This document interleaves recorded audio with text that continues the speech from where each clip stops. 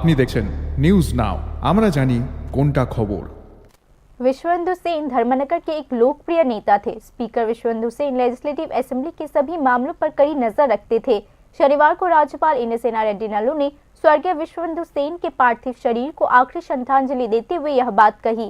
इस पर प्रतिक्रिया देते हुए राज्यपाल इंद्रसेना रेड्डी नल्लू ने भी उनकी दिवंगत आत्मा की शांति के लिए प्रार्थना की।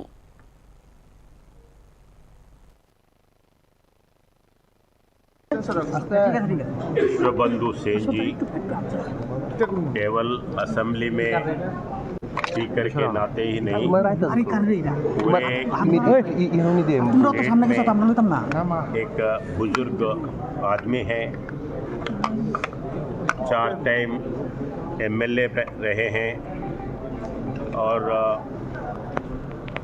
नॉर्थ त्रिपुरा में बहुत पॉपुलर लीडर है।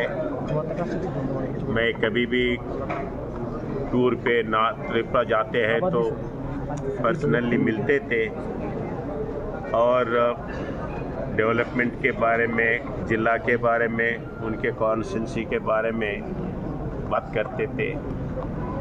वैसे ही जब असेंबली के इश्यूज़ के ऊपर चर्चा करने के लिए आते तो अनेक इश्यूज़ के ऊपर उनका ध्यान था, एक्सपीरियंस था। वैसे बुजुर्ग आदमी हमारा अपना स्पीकर